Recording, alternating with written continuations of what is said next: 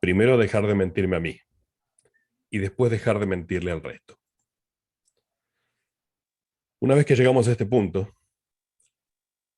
puedo empezar a reconocer que mientras menos mentiras diga a mí y a otros, más cerca puedo estar de encontrar la verdad. Y uno diría, ¿cuál verdad? Porque la verdad de, no sé, la creación y el plan de salvación ya fue determinada. Pero esa no es mi verdad, es la verdad de Dios. Mi verdad es aquello que yo puedo procesar. Mi verdad es aquello que yo entiendo, siento, cambio, adapto, entiendo. Ahora, ¿cómo puedo determinar cuál es mi verdad? Mi verdad tiene que ver con algo que menciona Doctrina y Convenios 93-24. Cuando nos preguntamos qué es la verdad, José nos responde lo que el Señor piensa acerca de la verdad. Que la verdad es el conocimiento de las cosas como son, como eran y como han de ser. Entonces vamos a tratar de desglosar un poco esto y entender qué es lo que Dios nos dijo a nosotros de forma particular. Lo primero de la verdad es que la verdad es un conocimiento. La verdad no son los hechos. La verdad no son las cosas que me dijeron ni las palabras que usamos. La verdad tiene que ver con el proceso de conocer las cosas. Y uno diría, bueno, ¿cómo hago para conocer las cosas? Entonces existe el proceso que el Señor detalla en el resto del versículo. Las cosas primero como son. Y uno diría, si vamos a hablar de cómo son, cómo eran y cómo han de ser, el orden cronológico de esto sería pasado, presente y futuro. Pero como Dios no da puntada sin hilo, cuando él habló con José, habló en el orden necesario para entender la verdad. La verdad es el conocimiento de las cosas, primero, como son, hoy. ¿Cuál es el presente? Si no puedo vivir, conocer y aceptar el presente, entonces estoy desperdiciando mi esfuerzo en ansiedad. En otras charlas hemos hablado de qué es la ansiedad y cómo funciona. Pero básicamente la ansiedad lo que hace es evitar que yo pueda vivir y disfrutar lo que me pasa ahora, porque estoy pensando en el pasado o en el futuro. Entonces, la base de conocer la verdad es entender que lo que me pasa hoy es lo único relevante. Si yo no puedo vivir hoy, si yo no puedo estar, por ejemplo, sentado en esta charla y prestar atención y escuchar y hacerme preguntas y cuestionarme a mí mismo, y en vez de eso estoy, no sé, mientras escucho la charla viendo Instagram en el celular, no estoy viviendo hoy. Estoy haciendo a medias. Por esto que las redes sociales son tan llamativas, porque las redes sociales nos sacan de mi presente. No tengo que enfrentar lo que me pasa ahora porque puedo ver todo lo que le pasa a los demás. Una vez que logro el conocimiento de las cosas como son, el segundo paso es conocer las cosas como eran. O sea, analizar mi propio pasado y entender las razones de las cosas que sucedieron y aprender aquellas cosas que me son necesarias de las cosas que pasaron, tanto de las positivas como de las negativas. La razón biológica por la que existe la memoria en el cerebro es porque nuestro cerebro pretende aprender de los errores del pasado para no volver a cometerlos. Dios no puso la capacidad en el cerebro de recordar las cosas para que tengamos un registro de lo que ha sucedido con nuestra vida. Por eso es que nuestra memoria no es exacta. Si ustedes charlan, por ejemplo, con sus padres y los recuerdos de eventos compartidos, su relato y el relato de sus padres va a ser distinto. Y ya estábamos los tres juntos en el mismo lugar. ¿Cómo puede ser distinto? Porque nuestra memoria, neurobiológicamente, lo que hace es tratar de aprender de los sucesos. Entonces, la memoria existe para que yo pueda recordar la información necesaria para aprender de lo que pasó. Y una vez que terminé el proceso de conocer el presente primero y el pasado después, entonces mi enfoque es conocer el futuro. Si yo me esfuerzo por administrar correctamente mi presente y utilizar las herramientas que aprendí de mi pasado, entonces puedo disfrutar ese presente. Y cuando disfruto el presente y aplico las enseñanzas del pasado, puedo desarrollar un plan de lo que va a venir en el futuro. Ninguno de nosotros está librado a los eventos potenciales del futuro. Dios nos ha brindado las herramientas necesarias para que podamos enfrentarnos de cara al futuro con un plan y que podamos hacer cosas suficientes para controlar la mayor parte de ese futuro. Acá otra vez entra la ansiedad. Como hablamos en otra charla, la ansiedad lo que hace es dibujar en nuestra mente cientos de potenciales futuros distintos, todos negativos. Entonces, ¿cómo hago para pelear con esa noción de los futuros negativos posibles? La única forma es que disfrute del presente, aprenda del pasado y desarrolle un plan para mi futuro. Esto es la verdad. La verdad es lo que estoy viviendo hoy, más lo que aprendí del pasado, más lo que deseo para el futuro. Y entonces aparece la pregunta, bueno, fantástico, esta es la verdad. ¿Y de qué me sirve la verdad? El Señor nos vuelve a responder a través de sus profetas. Juan 8:32. Y conoceréis la verdad, y la verdad os hará libres. Y uno podría preguntarse, ¿y libres de qué? De lo primero que nos libera la verdad, este concepto de verdad que estoy explicando ahora, es de las consecuencias negativas de la mentira. El primer gran problema con la mentira, por más bien intencionada que sea, es que si yo no digo la verdad, tengo que recordar la mentira que creé. Y no es fácil recordar las mentiras.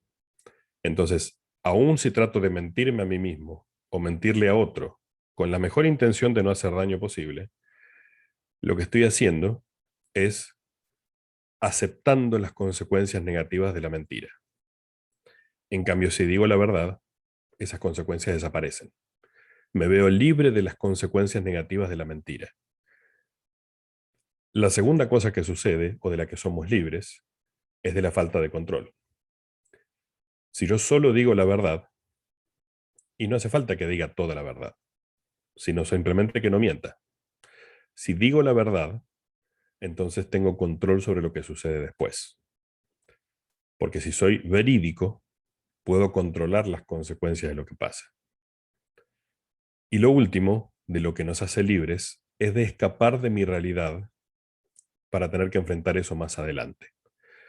Muchas de las mentiras que nos hacemos a nosotros mismos tienen como fin no afrontar lo que me toca ahora.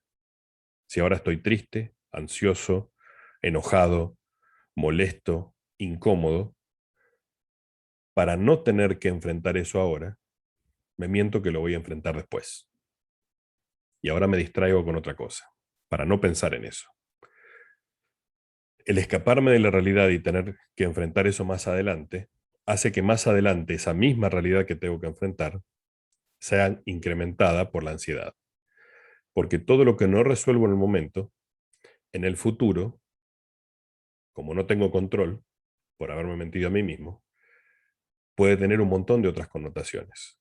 Puede complicarse de un montón de formas distintas. Ahora que tenemos claro esto, que el inicio de generar mi mejor versión en la vida tiene que ver con la verdad, vamos a hablar un poco acerca de qué hago para enfrentar lo que me pasa hoy. ¿Cómo enfrento mi presente? La primera noción importante a tener en cuenta es que a los sentimientos se los vence con acciones. Si estoy triste, si siento dolor, si tengo angustia, si tengo enojo, si me siento frustrado, si me siento solo, si me siento débil, aun si estoy sintiendo que no quiero vivir más porque la vida es demasiado difícil, tengo que entender que la única forma de vencer esas emociones, esos sentimientos, es a través de hacer algo al respecto. Si yo me quedo acostado en mi cama, mirando el techo o usando el celular, esperando generar una idea o una emoción que me quite lo que siento, les aviso ahora lamentablemente que no van a ganar esa pulseada. porque esos sentimientos vienen de adentro de ustedes. Entonces, desde adentro no se puede pensar en las dos cosas alternativas. Desde adentro no puedo sentirme triste y feliz al mismo tiempo. Entonces, si quieren empezar a vencer las emociones que les hacen daño hoy, necesitan hacer algo al respecto. ¿Cuál es el proceso para que estas sensaciones que no nos gustan o que nos hacen sentir incómodos, le encontremos la vuelta para ganarles? Lo primero es preguntarme, ¿qué es lo que realmente estoy sintiendo? Muchas veces reconocemos en nosotros mismos ciertas sensaciones, pero no estamos seguros ni qué son ni de dónde vienen. Entonces, la primera pregunta siempre es, ¿qué es lo que realmente estoy sintiendo? Y después de haberme hecho esa pregunta y tratar de reconocer qué pasa ahí, me hago la pregunta que sigue. ¿Qué pienso al respecto? ¿Qué pienso de eso que estoy sintiendo? Y la tercera pregunta es, ¿cómo me enfrento a lo que no me gusta sentir? Nadie disfruta de sentirse triste, ni enojado, ni dejado de lado, ni abandonado, ni solo. Nadie disfruta de las cosas que de alguna manera aceptamos o nomenclamos como negativas. Y hay un proceso de 4 pasos para hacer esto, para enfrentarme a eso que no me gusta sentir. El primer paso es reconocer. Si no puedo reconocer lo que realmente me pasa, es imposible que haga algo al respecto.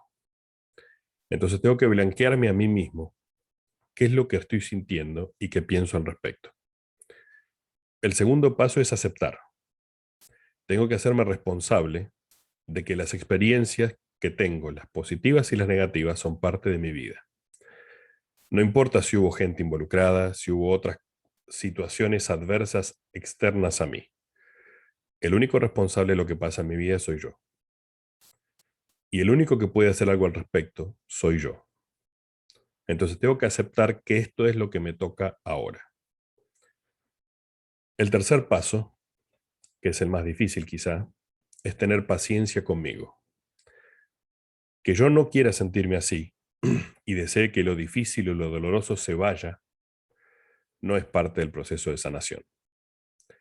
Si yo quiero curar lo que me pasa adentro, necesito aprender a esperar los tiempos necesarios y los esfuerzos necesarios para que eso paulatinamente vaya siendo procesado y vencido. Y el último punto es el control. Tengo que darme tiempo para experimentar lo que me pasa. Si siento dolor y trato de escaparme del dolor, ese dolor va a quedar ahí esperándome hasta que vuelva a bajar la guardia. Entonces, tengo que darme tiempo y lugares específicos para experimentar las cosas que considero negativas en mi vida. Si no hacemos esto, esas emociones negativas o esos sentimientos que me producen dolor o incomodidad van a salir de imprevisto en cualquier momento. Así es como, por ejemplo, desarrollamos ataques de pánico, ataques de ansiedad y demás. Como no proceso emocionalmente lo que necesito en el momento en que lo atravieso y lo postergo, esa emoción empuja para salir en cualquier momento. Y por ahí estoy, no sé, trabajando, alguien me dijo que me corra y siento unas enormes ganas de llorar y de esconderme. Digo, ¿de dónde viene esto? Si no pasó nada grave. Bueno, viene de que no procesé en su momento aquello negativo que me estaba pasando, entonces eso va a salir en cualquier otro momento, donde yo no lo pueda controlar. El mejor ejemplo para que entiendan cómo funciona este proceso es el duelo. Cuando alguien muere, alguien que yo quiero, como no hay nada que yo pueda hacer para cambiar esa situación, no me queda otra que aceptar el dolor y procesarlo. Ahora, si yo no me doy tiempo de hacer ese duelo, si yo no me permito sufrir ese dolor y hago como que no pasa nada o trato de olvidarlo, de taparlo con otras cosas, ese dolor, esas lágrimas que no derramo, esa tristeza que no me doy tiempo de tener, ese desgano que viene naturalmente con el duelo, va a salir en otro momento. Y por ahí voy a estar un año después charlando con un amigo sobre X cosa y voy a sentir, no sé, un olor que me recuerda a la persona que murió. Y como no hice el duelo un año atrás, en ese momento me da una terrible angustia y no sé ni de dónde viene. Y tengo ganas de llorar y tengo ganas de estar solo y no sé por qué. Es porque no afronté el dolor que tenía que afrontar en el momento en que tenía que afrontarlo. Este es el gran riesgo de cuando buscamos distraernos. La mayoría de las personas que nos quieren probablemente muchas veces nos digan, bueno, pensá en otra cosa, no te enfoques en eso, empezá un proyecto nuevo, hace algo, pero no pienses en eso. Y el buscar distraernos no soluciona nada. Lo único que hace es retrasar el sentimiento de dolor y evitar que me pueda enfocar en las cosas importantes, porque ese dolor va a estar ocupando espacio que no le corresponde.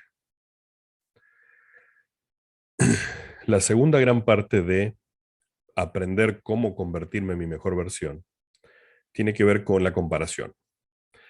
Muchas personas nos van a decir montones de veces, de forma totalmente irracional, pero con las mejores intenciones, no te compares con los demás.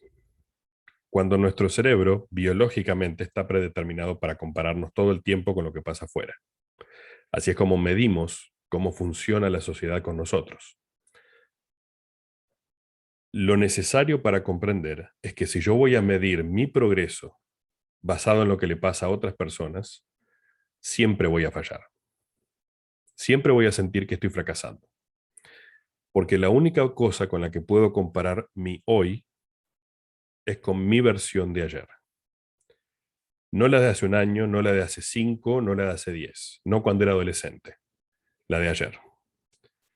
Si de ayer a hoy hice aunque sea una cosa buena o mejor, entonces hoy soy mejor. Y si no hice nada, entonces probablemente sea peor, porque pasaron 24 horas y yo estoy igual. Entonces, con la única cosa con la que ustedes se pueden comparar para determinar si son una mejor versión de ustedes mismos o no, es con ustedes mismos ayer.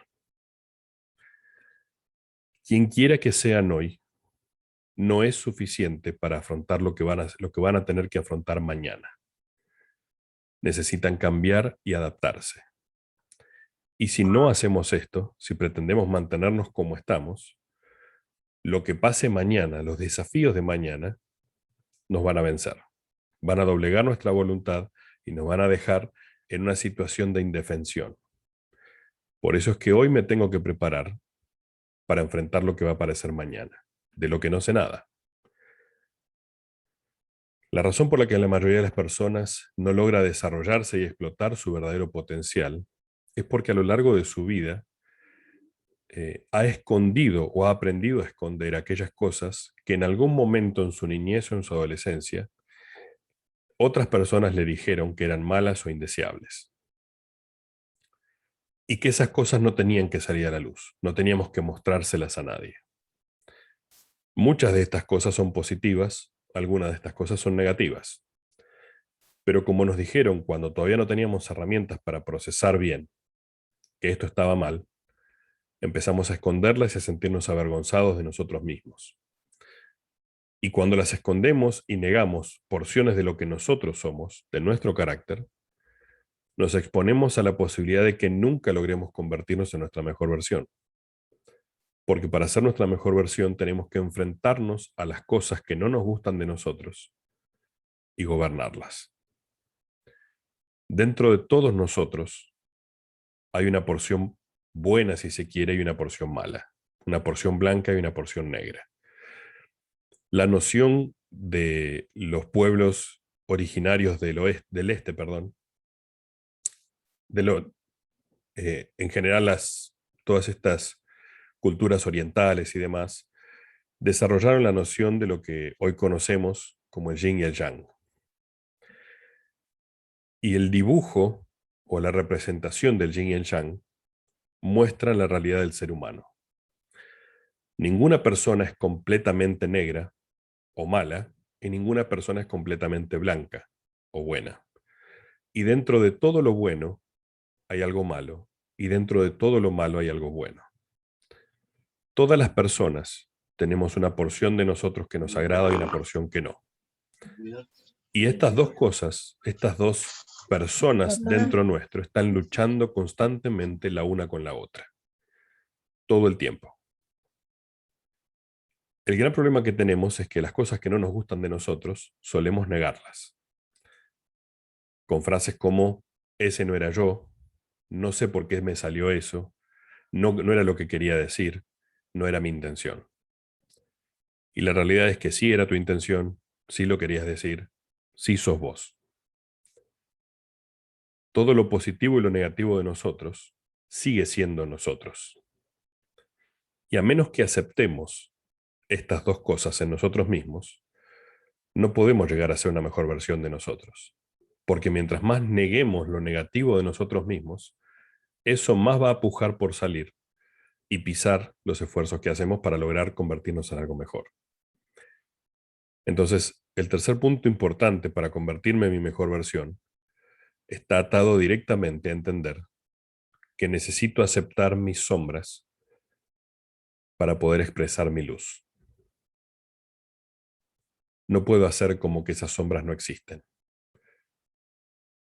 Y una vez que las acepte, empezar a usarlas y a gobernarlas de forma tal que me sirvan para convertirme en una mejor versión de mí mismo.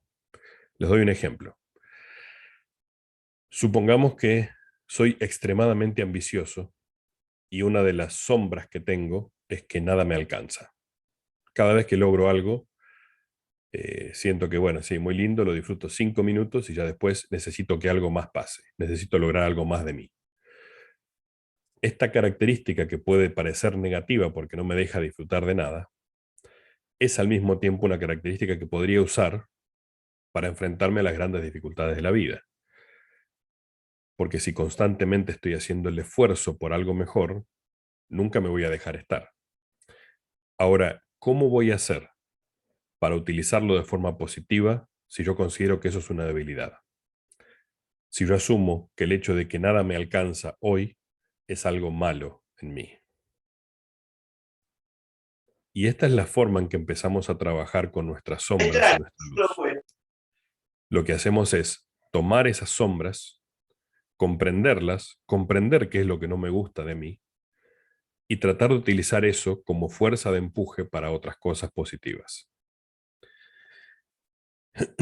Teniendo esto en cuenta, voy a compartir con ustedes algunos pasos en orden necesarios para que podamos llevar adelante esto de convertirnos en algo mejor de nosotros mismos. Lo primero que necesito es desarrollar un plan. Y el plan inicial para cualquier cosa de la Tierra siempre va a ser flojo, lleno de errores, con faltantes, pero al menos va a ser un plan, va a ser un punto de partida. Si yo no tengo un plan, es imposible que siquiera sepa a dónde quiero llegar, y mucho menos cómo hacerlo. Entonces, lo primero que necesitamos es desarrollar un plan. Y este plan tiene que permitirnos adaptaciones sobre la marcha. Tenemos que ser conscientes de que el primer plan nunca es bueno, es solo un plan. Entonces tenemos que ser suficientemente flexibles como para poder adaptarlo y entender que ningún plan nuestro va a poder cubrir todas las posibilidades de la vida.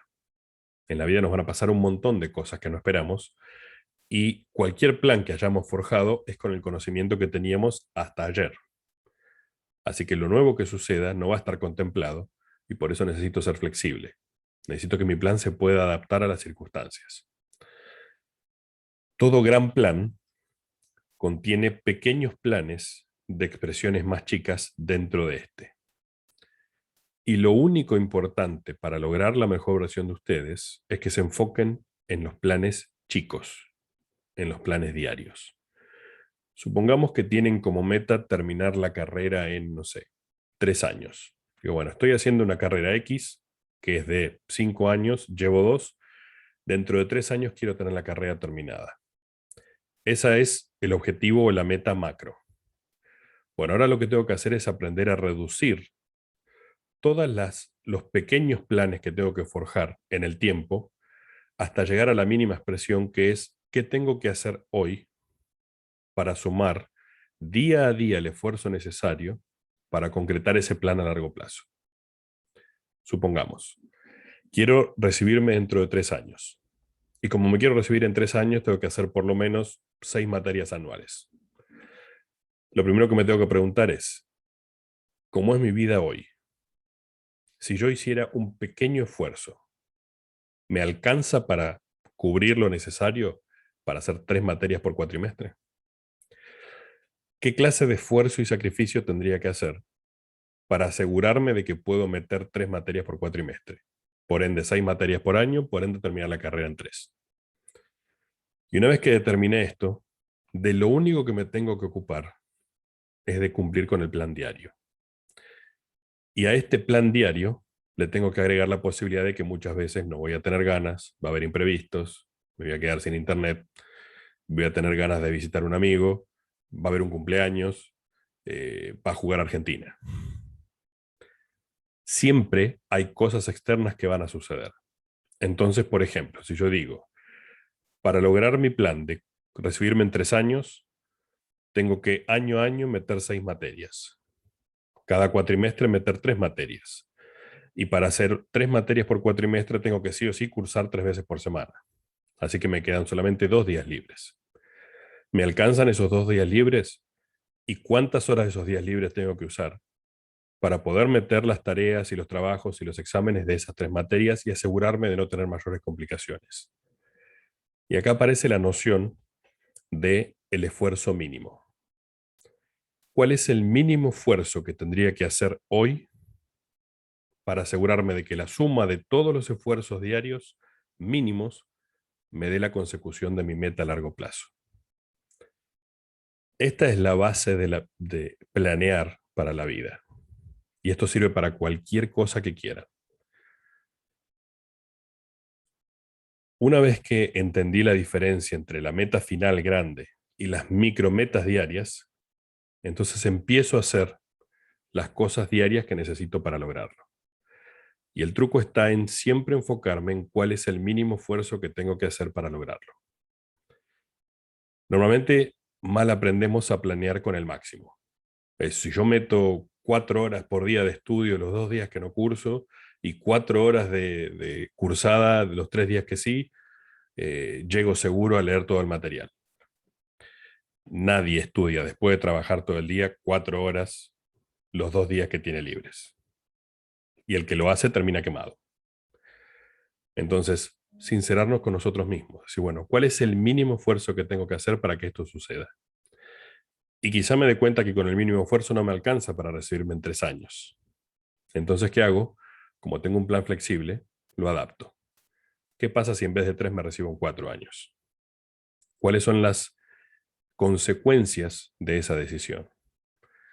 Si extiendo mi plan de 3 años a 4 años, ¿puedo con el mínimo esfuerzo diario cumplir con mi meta? El truco siempre está en enfocarse en el mínimo esfuerzo diario y olvidarse de la meta general final. Lo que nos produce tanta ansiedad y sensación de fracaso con nuestras metas es que constantemente planeamos a largo plazo. Y cuando planeamos a largo plazo, todo lo que hago en el medio, hasta haber logrado la consecución de mi meta, se siente como un fracaso. ¿Por qué? Porque el día que recibo mi título es el 100%. Pero como no tolero menos que el 100%, todo el 99% que hice en el camino, que era necesario para llegar, lo siento como un fracaso. Por eso es tan importante enfocarse en las metas diarias. Si me enfoco en las metas diarias, cualquier meta a largo plazo se puede conseguir. Punto 2. La inmediatez no existe. Esta noción equivocada que tenemos de la sociedad, de que si yo quiero algo lo puedo tener ya, entonces pido a Mercado Libre con envío para dentro de 24 horas y me siento a mirar en las redes y miro rápido, no sea cosa que me pierda información al minuto, y me preocupo por, no sé, si me interesa la música, estar al día con todo lo que sale de la música y el rubro que me gusta. Lo único que estoy haciendo es indicarle a mi cerebro que puede tener todo lo que quiera ya. Y lamentablemente, en lo que es el trabajo personal, la noción de inmediatez no existe. Nada que valga la pena, y recalco esta frase, valga la pena, que nos va a llevar sí o sí convertirnos en algo mejor, va a ser inmediato. Todas las cosas buenas e importantes de la vida llevan tiempo. Y ese tiempo incluye un margen de error. ¿Por qué? Por lo que dijimos al principio. No existe la perfección en la Tierra. Acá no vamos a lograr ser perfectos de ninguna manera. Una vez que entiendo esto, vamos al paso número 3. La tercera parte de convertirme en una mejor versión de mí mismo tiene que ver con aprender a gobernarme a mí mismo. Tiene que ver con el autocontrol. Entonces, lo que necesito hacer es desarrollar el autocontrol en todos los ámbitos de mi vida. En algunos probablemente ya lo tenga, en otros no. Entonces tengo que empezar a entenderme a mí mismo, entender cuáles son los aspectos en los que necesito más autocontrol, cuáles son los aspectos en los que lo externo me gana la pulseada. Y para eso tengo que ser consciente de mis debilidades principales. ¿Cuáles son mis debilidades principales? Y este es un proceso incómodo y doloroso, porque tengo que aceptar y reconocer lo malo que hay en mí. Una vez que hice esto, el paso siguiente es ser consciente de mis fortalezas principales. Y el orden en que lo hacemos es este, porque si nosotros hacemos un proceso en el que terminamos con una noticia negativa, lo último que queda marcado en nuestra cabeza es lo negativo. ¿Vieron cuando la gente pregunta, dicen, tengo dos noticias, una buena y una mala, ¿cuál querés que te dé primero? Siempre pidan la mala. Porque la buena, al final, lo que hace es indicarle al cerebro que hay esperanza, que sí se puede, que sí hay cosas buenas por las cuales pelear. Y con esto es igual. Enfóquense primero en conocer sus debilidades y después en conocer sus fortalezas. Y recuerden que no pueden gobernar aquello que no conocen. Es imposible que si ustedes no hacen una introspección y se preguntan a ustedes mismos quiénes son, qué está bien con ustedes y qué está mal con ustedes, puedan gobernarse a sí mismos. Es imposible desarrollar autocontrol sobre cosas que no sé de mí. Punto número 4. Darme tiempo para aprender. Tengo que ser consciente de que al principio, siempre que empiezo algo que nunca hice, voy a ser malísimo en eso y voy a fallar un montón. Piensen, por ejemplo, todas las veces que probaron un deporte nuevo, todas las veces que jugaron un videojuego nuevo, todas las veces que trataron de hacer un ejercicio físico nuevo.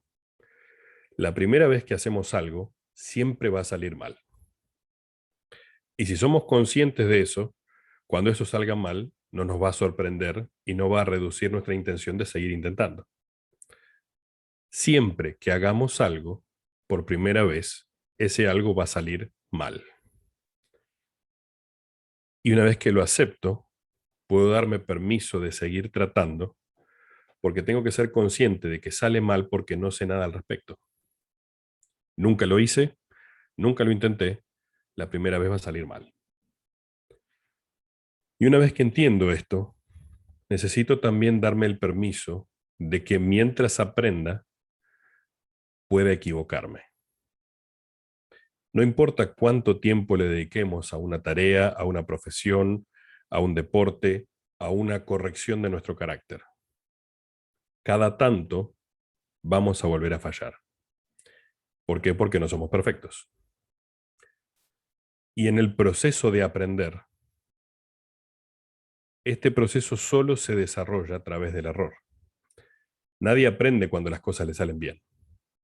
Aprendemos solamente cuando las cosas salen mal. Y si no nos damos permiso de que las cosas salgan mal, porque somos mega perfeccionistas, entonces siempre vamos a vivir frustrados y sintiendo que somos un fracaso. Porque la naturaleza del ser humano es fallar. El asunto es fallar lo menos posible para convertirnos en nuestra mejor versión. Y eso solo sucede con práctica. Es imposible que solo por la determinación de querer lograr algo en nuestra vida, eso salga de una y ya está. Paso número 5. Nadie me debe nada. Repito, nadie en la tierra me debe nada. Mis padres no me deben nada, mis amigos no me deben nada, mis hermanos no me deben nada, mis líderes no me deben nada, la iglesia no me debe nada, la sociedad no me debe nada, la vida misma no me debe nada. Nadie en la tierra me debe nada. Y todas las cosas que yo hago por otros son mi elección. De lo contrario, lo que estoy haciendo es una transacción. Yo ofrezco esto a cambio de aquello. En la vida no existe esta noción cuando nos relacionamos con personas. Entonces recuerden que la base de este plan es entender que nadie me debe nada. El único que puede hacer las cosas por mí soy yo. Paso número 6. Ser sincero conmigo mismo. Lo que hablamos al principio. Primero, dejar de mentir. A mí y al resto. Y una vez que aprendí a dejar de mentir, esforzarme por decir la verdad. De nuevo, no hace falta decir toda la verdad, porque a veces toda la verdad es dañina, es dolorosa, es molesta, es incómoda. Lo importante es no mentir. No mentirme a mí, no mentirle al resto. Si no puedo decir la verdad, siempre puedo decir, prefiero no hablar de esto. Paso número 7. La noción de ser hijos de Dios está atada a la realidad de que somos seres infinitos, que es una noción muy difícil de comprender en la Tierra donde todo tiene principio y fin. Pero así como existimos siempre antes de venir al mundo, vamos a seguir existiendo después, para siempre. Entonces, asumir que lo que hacemos en la Tierra es el marcador de todo lo que va a pasar en el futuro con nosotros es un error. Y esta noción de que si yo en la Tierra no hago ciertas cosas, entonces toda mi eternidad se ve destruida, es un enorme fallo de interpretación de lo que el Evangelio nos da. Esto no es algo que Dios haya dicho nunca en ningún lugar. Nosotros seres humanos lo interpretamos así. Entonces, si el tiempo en la Tierra no determina todo nuestro futuro, entender que lo que Dios espera de nosotros es solamente nuestro mejor esfuerzo. Nunca vamos a lograr ser perfectos acá. Entonces, como no puedo ser perfecto acá, no puedo pretender cumplir con todas las cosas al 100%. Eso no existe en la Tierra. En la Tierra lo único que el Señor nos pide es nuestro mejor esfuerzo. Y cuando damos nuestro mejor esfuerzo, eso es aceptable para Dios. Primero porque el esfuerzo de cada uno es distinto, las condiciones de cada uno son distintas, las experiencias de cada uno son distintas y el dolor de cada uno es distinto. Entonces siempre recuerden esto. La experiencia en la Tierra, todo lo que pasa a lo largo de nuestra vida mortal, no determina imperiosamente todo lo que va a pasar en el futuro. Por eso tenemos un tiempo en el mundo de los espíritus, luego un milenio donde vamos a estar resucitados, y recién después de eso, después de 1000 años vivos con un cuerpo perfecto, recién ahí el Señor nos va a preguntar cuál es el máximo de lo que estamos dispuestos a vivir. Pero esto de que si cometo pecados en la tierra, arruino mi salvación, si me equivoco o si elijo mal, destruyo mi posibilidad de ser exaltado, es una falacia. Lo único que el Señor espera de mí en la tierra es mi mejor esfuerzo.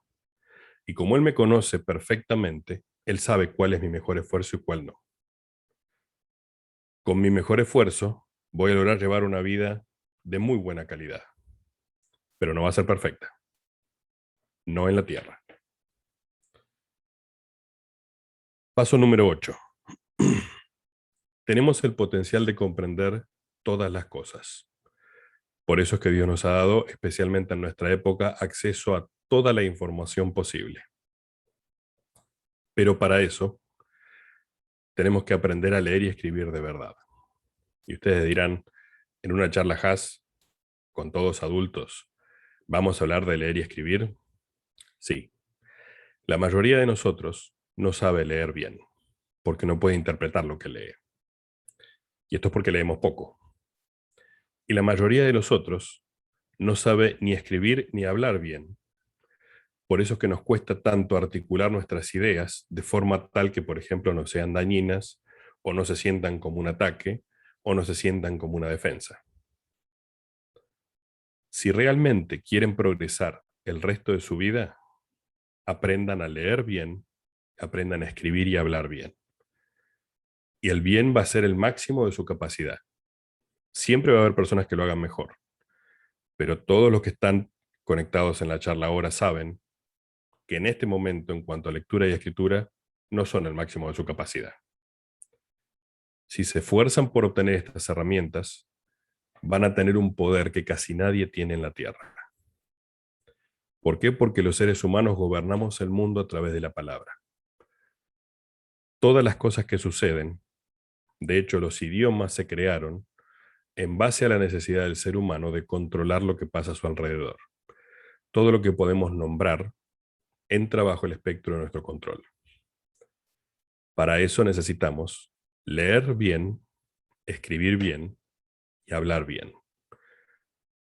Fíjense que aún Dios nos explicó en el proceso de la creación que era el poder de su palabra lo que permitía organizar el caos en materia funcional. Él utiliza al verbo como ejecutor de sus instrucciones. No minimicen el poder de las palabras. De hecho, todo lo que hagan de ahora en más, esfuércense porque sea expresado de la mejor manera. Y cuando lean, esfuércense por entender lo más que puedan.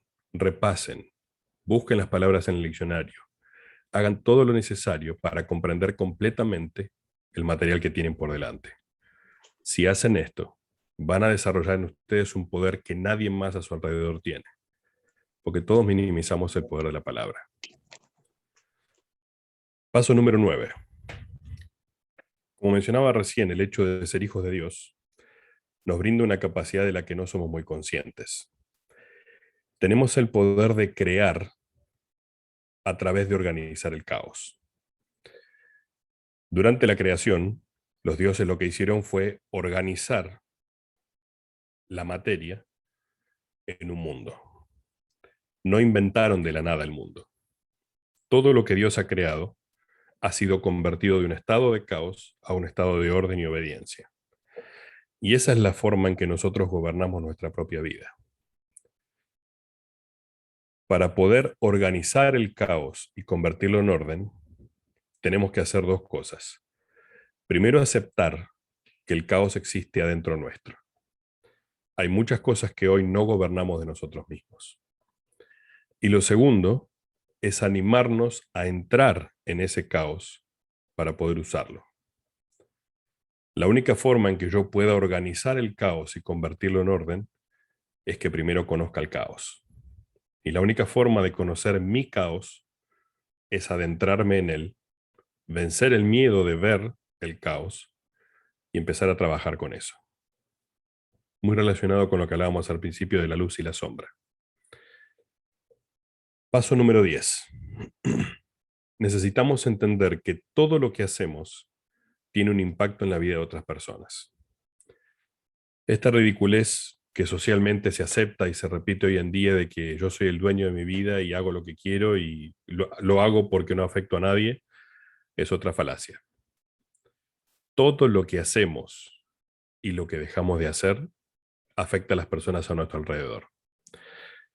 Para que se den una idea, estadísticamente, una persona promedio, como nosotros, que no es famosa ni está no sé, en la televisión y cosas por el estilo, conoce más o menos 1000 personas a lo largo de su vida, con quienes tiene trato directo. Si cada persona conoce más o menos 1000 personas a lo largo de su vida, esto significa que estamos a un solo nivel o eslabón de impactar la vida de 1 millón de personas a lo largo de nuestra vida. 1 millón de personas se van a ver afectadas, para bien o para mal, por lo que nosotros decidamos hacer con nuestra vida. Así que esta mentira de que yo soy dueño de mi vida y hago lo que quiero, podemos hacer lo que queremos, pero la consecuencia va a ser daño o beneficio para un montón de otras personas.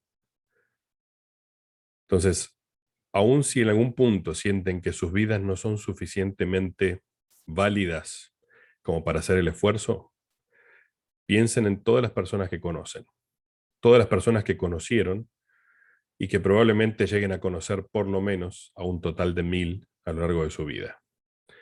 Si impactar la vida de 1000 personas directamente y de 1 millón de personas indirectamente no es suficiente razón para seguir vivo, entonces me llaman.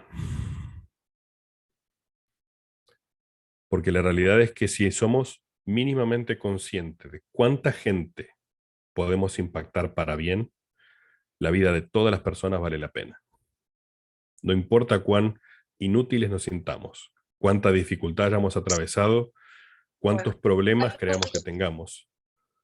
Todas las personas que rodean nuestra vida se van a ver impactadas por lo que elijamos. Así que cada vez que se cuestionen cuánto valen, valen por lo menos el esfuerzo de 1 millón de personas. Punto 11. Una vez que determiné más o menos cuál es mi plan, necesito preguntarme, ¿qué reglas tengo que seguir para alcanzar mi plan diario? Muchas de ellas son parte de lo que conocemos como los mandamientos y las instrucciones que recibimos de los profetas en el Evangelio. Aun cuando constantemente podemos pensar que son un sistema restrictivo, lo único que el Señor hizo fue darnos una lista de cosas para hacer y gobernar nuestra vida para ser lo más felices posibles. Pero supongamos que ponemos en tela de juicio eso, que yo creo que no todo lo que está en el Evangelio es para mí. Bueno, yo los invito y los desafío a probar por su cuenta. Armen su propio sistema de reglas basado en sus propios conocimientos, pero vivan bajo un sistema de reglas, aunque sea el de ustedes. Si no es el Evangelio como está escrito, desarrollen un sistema bajo el cual ustedes se sientan cómodos con lo que va a pasar con los resultados de ese sistema. Y vivan de acuerdo a su propio sistema de reglas. Van a ver que eventualmente se va a parecer muchísimo, si tienen una buena vida, a lo que el Señor nos plantea como el formato base para ser felices. Pero si tienen cualquier duda respecto del Evangelio y sus mandamientos, al menos armen un sistema para ustedes mismos. ¿Cuáles son las reglas que tengo que seguir todos los días para alcanzar mis metas? El punto número 12 tiene que ver con reconocer que somos vulnerables y siempre vamos a ser vulnerables. No importa cuánta fortaleza desarrollemos, cuán herméticos emocionalmente seamos, siempre vamos a ser vulnerables a las cosas de la vida. Cada uno tiene vulnerabilidades distintas, porque ha experimentado dolores distintos. Pero una vez que entienda que soy vulnerable, puedo empezar a trabajar con la realidad de mí mismo. Dejar de hacerme una idea imaginaria de que yo puedo con todo y que no importa lo que pase, yo siempre voy a seguir. Y empezar a entender que si soy vulnerable, necesito de otras personas. Nadie en la tierra puede todo solo. Aunque no me guste pedir ayuda, aunque me sienta incómodo porque me enseñaron que tenía que ser fuerte y no depender de nadie, aunque me hayan engañado 1000 veces y eso haya destruido mi confianza, y aunque crea que desarrollé suficiente fortaleza emocional para aguantar cualquier cosa, nadie puede solo con todo. Punto número 13. Solo nosotros somos responsables de todo lo que hacemos y de todas las consecuencias de lo que hacemos. El problema es que los hechos, o sea, nuestras acciones, son elección nuestra, pero las consecuencias no. A veces asumimos conocer las posibles consecuencias de lo que elegimos, Pero la realidad es que, como hablamos recién del impacto en la cantidad de gente a nuestro alrededor, nunca vamos a poder ser completamente conscientes de todas las consecuencias de nuestros actos. Y acá volvemos a lo que charlábamos al inicio sobre de qué nos sirve conocer la verdad. Conocer la verdad me sirve para ser libre de todas las consecuencias negativas de mis decisiones. Mientras más me acerque a lo que Dios sabe que es funcional, más chances tengo de eliminar o reducir las consecuencias negativas en mi vida. Y de nuevo, Dios no nos dio un set de órdenes para seguir. Todo lo que recibimos en el Evangelio no es más que un kit de herramientas. Si queremos usarlas, tenemos que aprender primero. Para eso hay que probarlas. Nadie puede decir, tal mandamiento a mí no me sirve, o tal sugerencia de un profeta no es para mí, a menos que haya probado. Y una vez que uno pone en práctica las herramientas brindadas por Dios, termina dándose cuenta de que tiene razón. Ese es el mejor método. Pero los invito a lo mismo que invitan los misioneros a los investigadores. Pongan a prueba el sistema. Agarren paso por paso y parte por parte y pónganlo a prueba. Decidan ustedes si realmente funciona o no. Y el último punto de este proceso es no alimentes tu propio dolor. La vida sola tiene un montón de dolor y de dificultad. No te hagas más daño vos solo. No hagas cosas que sabes que van a empeorar las situaciones que te toca vivir. Si tenemos que enfrentarnos a cualquier clase de dolor, ese dolor solo ya es suficiente. Si yo le agrego malas decisiones, inactividad, bajos esfuerzos, darme permiso de pensar y elucubrar ideas de todo lo que puede salir mal, lo único que estoy haciendo es agregarle más dolor al dolor natural de la vida. Y les aseguro que si hasta ahora no les pasó, la vida les va a doler un montón. Porque esa es la base de la necesidad de venir a la tierra. Cuando el Señor le dijo a Abraham acerca de esto y le relató lo que había pasado en la presentación del plan, lo que menciona Abraham 3 es, y con esto los probaremos, para ver si harán todas las cosas que el Señor su Dios les mandare. ¿Y cuáles son las cosas que el Señor su Dios les mandó? Ley responde a eso. Adán cayó para que los hombres existiesen, y existen los hombres para que tengan gozo. La razón fundamental de la vida es ser lo más feliz posible. Nadie va a ser completamente feliz, pero forzarnos por ser lo más felices posible es el objetivo final de la vida en la Tierra. Hay mucho más después, pero acá, con este cuerpo mortal, imperfecto, en sociedades destruidas, con valores morales caídos, lo máximo que podemos lograr es una gran cuota de felicidad. Y esa gran cuota de felicidad depende principalmente de que no empeoremos nuestro propio dolor. Con estas cosas es que quería de alguna manera ayudarles a tener un poco más de herramientas para trabajar con ustedes mismos. Constantemente vamos a enfrentarnos en la vida a más dificultades de las que nos gustarían. Vamos a vernos expuestos a más dolor del que creemos poder soportar. Y muchas veces hasta las personas que más amamos y en las que más confiamos van a fallarnos. La vida es así. Y podemos aceptarlo o seguir viviendo una fantasía y por vivir en esa fantasía, cada vez que esto suceda, llenarnos de más dolor. Pero les aseguro que si hacemos el esfuerzo de constantemente estar tratando de ser un poco mejor hoy de lo que fui ayer y tener un plan para desarrollarme a mí mismo, indefectiblemente van a ser más felices que si no hacen nada al respecto. Y créanme que ni ustedes saben cuál es su mejor versión. Nadie en la Tierra tiene idea de cuánto bien puede hacer, cuán feliz puede ser si hiciéramos los esfuerzos necesarios. Pero sepan que ser feliz conlleva esfuerzo. Y que donde dejen de hacer esfuerzo, consecutivamente van a dejar de ser felices. Pero si hacen el esfuerzo, la felicidad no se les va a poder quitar ninguna situación adversa de la Tierra. Porque aún a través de los peores dolores, uno puede sostener su felicidad.